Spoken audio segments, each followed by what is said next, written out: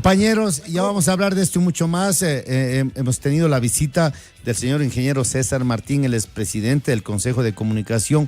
Miren que aquí hay varios temas que pueden ustedes enterarse, todos los comunicadores y la ciudadanía.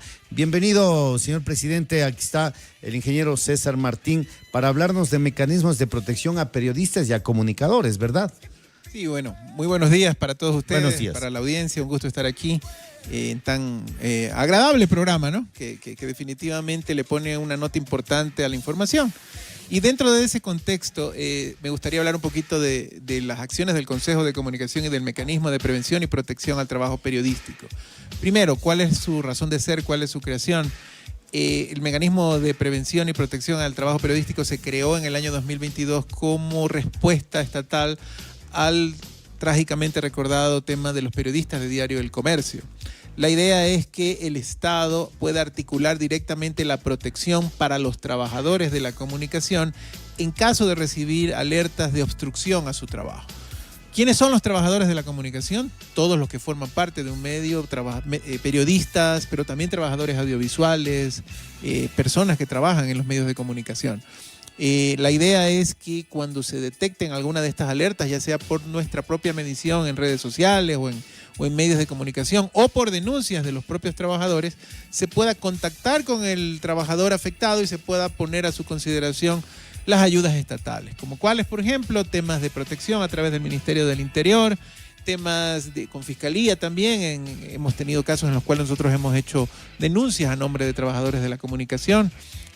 Ayuda y acompañamiento, Fiscalía General participa, también tenemos el tema de la Defensoría Pública. Hay algo que se ha vuelto novedoso, pero que existe, que es la obstrucción de la justicia, la obstrucción del periodismo a través de la justicia, que es cuando la institución o la persona demanda al trabajador que no ha hecho su trabajo o que está haciendo su trabajo, entre otras. Nosotros tenemos ahí todo un procedimiento, todo un protocolo técnico para actuar en respuesta a esto. Es un poquito que eso se conozca. Para nosotros es importante que todos los trabajadores de la comunicación lo conozcan y sepan cómo alertarnos de este tipo de acciones para poder nosotros responder de la manera más oportuna. Para el ciudadano común y corriente, para si se siente ofendido, si siente que se ha vulnerado sus derechos, no se le ha dado el espacio de la réplica, también pueden acudir acá. Sí, definitivamente nuestra responsabilidad como institución estatal es la de tutelar derechos. Las instituciones del Estado, según las competencias de la Constitución, son las únicas que tienen la capacidad de tutelar derechos, y en el caso del Consejo de Comunicación, de todo el sector de la comunicación, que lo conforman medios de comunicación, trabajadores de la comunicación, pero también la sociedad. La sociedad, quienes nos escuchan pueden sentir algún tipo de afección por alguna opinión o por algún tipo de información inadecuada emitida por los medios, y para eso existen mecanismos que están en la ley, como el mecanismo del derecho a réplica y el derecho también a la rectificación, que tiene por supuesto ciertos supuestos, que para eso está el Consejo, ¿verdad? Si la ciudadanía nos contacta o si quieren que intermediemos en la forma de hacerles conocer cómo está la ley y cómo actuar, también ese es nuestro deber, tutelar los derechos. Y la idea justamente es que este sistema de comunicación sea lo más saludable, sólido posible. Por eso también hemos iniciado una ruta de visita a medios. Recientemente estuvimos, el doctor la semana pasada conversando aquí en este medio y hemos estado visitando otros medios precisamente para dar capacitación en cuáles son las cosas más comunes que ocurren en, digamos, incumplimiento de ley, que podrían pensarse en leves, pero finalmente son incumplimientos de ley, y que la idea es prevenir, o sea, ir al medio y decirle, mira, estos son los errores más comunes que se cometen, incorpórenlos en sus comités editoriales, ¿verdad? Prevengamos que hayan posibles denuncias, que hayan posibles afecciones, y esa es la idea para trabajar por un mecanismo y para un sistema de comunicación saludable y sostenible, ¿no? Muy bien. ¿Qué tipo de sanciones hay, por ejemplo? ¿Qué tipo de acciones se toman si ya se ve algún tipo de falta, digámoslo así? Sí, bueno, ahí es muy importante hacer un poquito de historia en ese sentido. La Ley Orgánica de Comunicación anterior tenía instituciones que tenían poder sancionatorio. Estamos hablando de la famosa Ley Mordaza, que no queremos que vuelva ni nada por el estilo. Hoy por hoy, la ley no dice que no hay regulación en la comunicación, pero habla de una autorregulación. ¿Qué quiere decir eso? Que es el medio el que debe ejercer esos derechos de regulación y de control de sus contenidos dentro de lo que establece la ley. ¿sí? Entonces, por eso el Consejo, su rol es acompañar a los medios, darle las herramientas para que esa autorregulación sea efectiva. Ahora, hay cosas que están en la ley y como bien lo decía el doctor, si un ciudadano se ve afectado, siempre puede ejercer alguna acción constitucional o legal contra quien él considera fue el infractor, ¿no?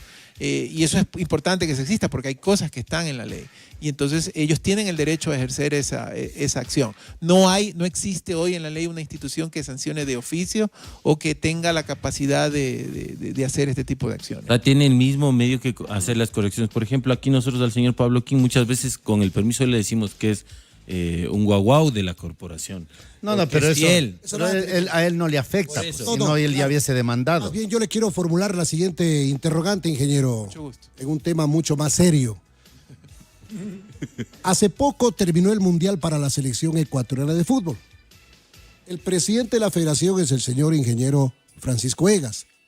Permanentemente en este micrófono, en esta que es mi pequeña trinchera, hemos golpeado la mesa y hemos criticado, cuestionado de manera firme la gestión del señor Egas y el trabajo que hizo en este mundial la selección nacional.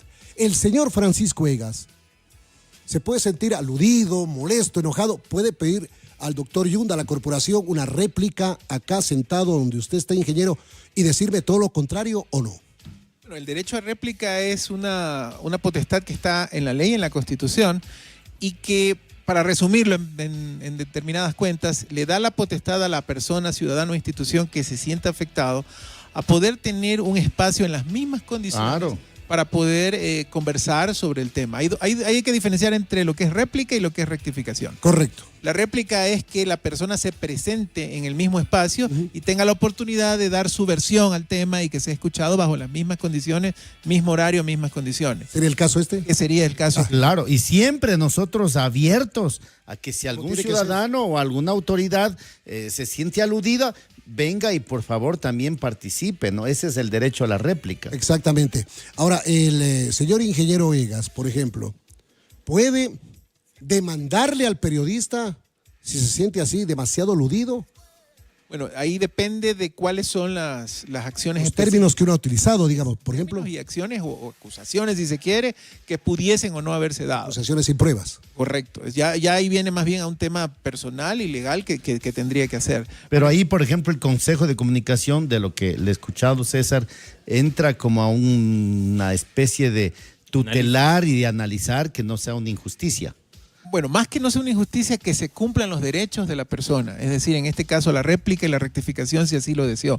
El Consejo, y la pregunta es importantísima, el Consejo no es la institución que le da la razón al uno o le da la razón al otro. Más bien es la institución que busca que el debido proceso ocurra y que el acompañamiento a ese debido proceso se dé. En este caso, si hay una demanda, tendría que ser a través de las vías judiciales y nosotros podríamos, si fuese el caso, acompañar a que ese debido proceso llegue a su término adecuado. Muy bien. No es el caso, del ciudadano, sino del periodista que siente que está en riesgo su trabajo periodístico.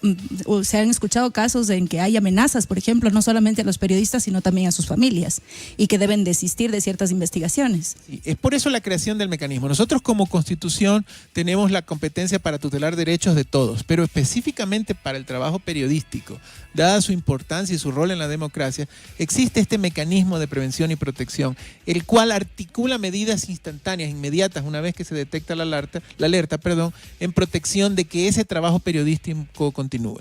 Nosotros por eso este mecanismo nos hemos preocupado desde que llegamos a la institución en financiarlo, porque anteriormente había sido un mecanismo de papel, se creó en el 2022 y nunca formó parte del Consejo como era su mandato.